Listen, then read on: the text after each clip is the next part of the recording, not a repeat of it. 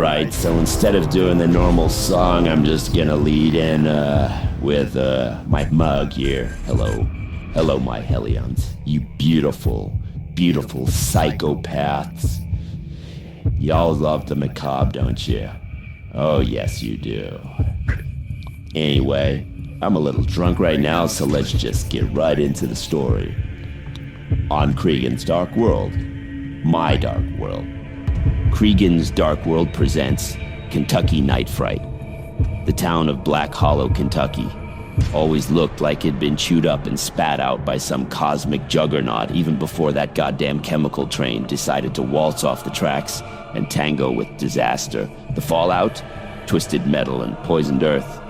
Instead of cash to clear the shitstorm, what the town got was Jeremy Pike, the financial officer with pockets so deep they had their own damn echo. It said the echo was the last sounds of hope dying from everyone's wallets, because that bastard swindled the whole damn town.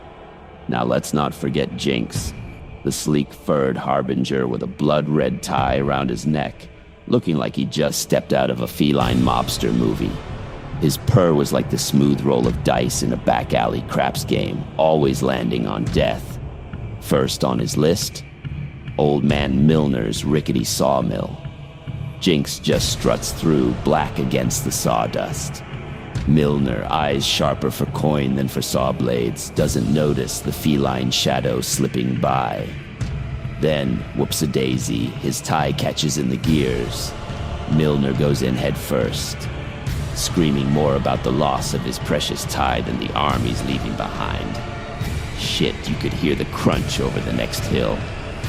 Sheriff Dunlop, the official peeping Tom of Black Hollow, got his fill ogling Pastor Higgins' nightly sermons with Mrs. McCreary through his bedroom window. Too bad he never noticed the smallest spectator of all, Jinx, perched on the windowsill. Dunlop's too busy adjusting his viewfinder to see the cat knock over his prized antique rifle from its mount. Bang! The good pastor's suddenly holier than thou with buckshot for stigmata.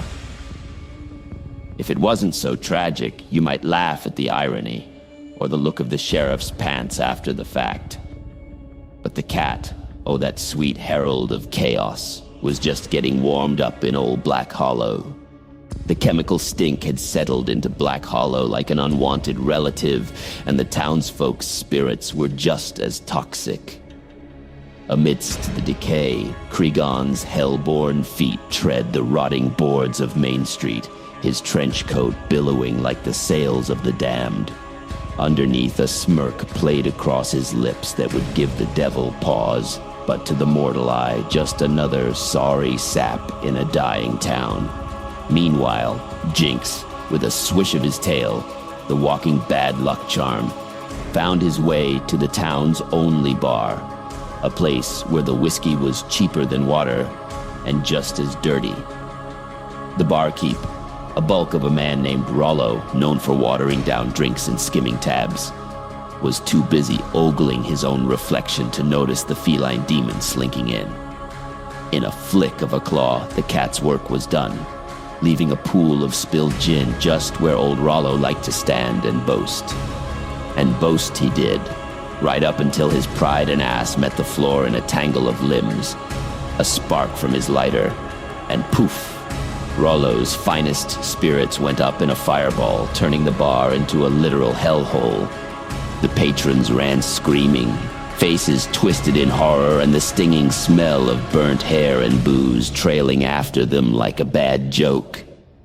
But let's not skip ahead to the sheriff who couldn't find his ass with both hands and a map. He was too wrapped up in the throes of sinning, his eyes pasted to the binoculars, crow's feet crinkling as he focused on the carnal display across the street. Dunlop was as blind to the pattern as a bat is to daylight. The cat, the accidents, never connected the dots. If only the fucker knew the cause of all the calamity was purring contently outside his door, watching the chaos unfurl with a cat's indifference. As the town's misery fermented like rancid moonshine, Kregon's shadow seeped into the husk of Black Hollow, and his introduction, was as subtle as a gutting knife.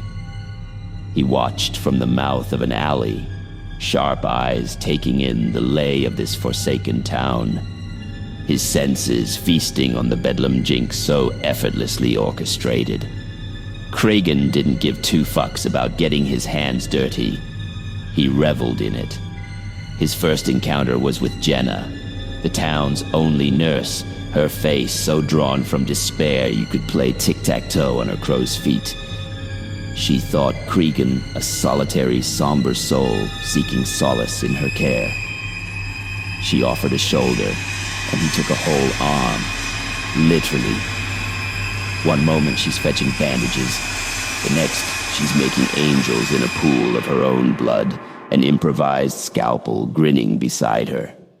The cursed cat observed from the shadows, his fur absorbing the moonlight, and gave a nod to the tall figure that watched with him. He too nodded back. This was just the foreplay. Next was Councilman Greer, that shit-stained, stumbling drunk from his mistress's bed. Kregon's greeting was a choked hello from behind, his long fingers laced with expertise from lifetimes of practice around Greer's thick neck, snapping it like a chicken bone. A demon's deed, no question, yet no more damnable than the lives this town choked on daily. Now Kregon wasn't all blood and gore. Sometimes the darkest cuts were to the soul. He drifted into the church, where Sister Abigail wept for Pastor Higgins, her faith a candle in the wind. And here comes Kregon, a tempest. He consoled, he soothed with serpentine words. By dawn, Sister Abigail was praying to new gods, ones with horns. As day broke on Black Hollow, the streets whispered in horror of the night's deeds. But Jinx lay curled atop a newspaper kiosk, each headline screaming chaos. He knew the puppet master behind this carnage. Kregon had set the stage, starring the cat in his symphony of screams, and the town folk merely the chorus to their dirge. The sky above Black Hollow tore open, a screaming wound leaking torrents upon the beleaguered town, as if the heavens were pissing on what was left of the townspeople's hope. Bolts of lightning stabbed the earth, an electric frenzy that crowned the courthouse in a hellish glow. It was only fitting that the first to ignite was the courthouse, the heart of the rot, its wooden bones kindling in the storm's fervor. As the courthouse flared like a pyre, the flames licked and caressed its edges with a lover's insistence, growing into an inferno. The building groaned and spat embers into the storm as the archives, full of secrets and shame, turned into smoke. The old timbers howled their surrender to the blaze, each beam's crack echoing through the pummeling rain like breaking bones. Sheriff Dunlop's mind, already frayed by guilt and gin, unspooled like rotten thread at the sight. His burst of sanity, as sharp and fleeting as the lightning above, left him howling obscenities at the clouds. Dunlop grasped his chest, pain slicing through him, yet he laughed, sounds gurgling from his throat as black blood trickled from his ears, the pressure of his madness too much for his skull to confine. Jinx watched, his yellow eyes reflecting the fiery dance, and he purred at the sheriff's unraveling his own work of art. Sister Abigail, clutching her cross so hard her palms bled, stumbled to the scene, her heart a drumbeat in her throat. Kregon, in the form of a man no more, stood among the chaos. His skin rippled, a canvas of sinew and shadow, as he unfurled his true self before her, the sight a sickening seduction. His laughter was the clanging of chains as he faded into smoke, twisting around her before vanishing, leaving her alone in the darkness with nothing but her blasphemies. The rain failed to cleanse as Jinx brought hell to the corkscrewed roads of Black Hollow, each lightning flash a spotlight on his carnage. You could see the muscle beneath flayed skin like some grotesque anatomy lesson, courtesy of Professor Jinx. Screams were the night's chorus, rising and falling with the wind as one by one the townsfolk met their ends. Arteries painted the wet pavement in a mosaic of fear. By the time the first light of dawn dared to touch Black Hollow, the smoldering courthouse was but a backdrop to a tableau morte.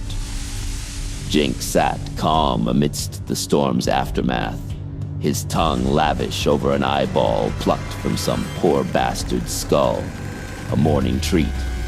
Around him, the bodies were strewn like discarded dolls, limbs twisted in final pleas, faces frozen mid-scream, the proceeds of a night's play. That's all, folks. All right, my aliens, if you enjoyed my bullshit story and you love my awful narration, you know what to do. Like, comment, subscribe, share. Come on, what's the worst that can happen? Maybe the next story, I'll show you. Laugh.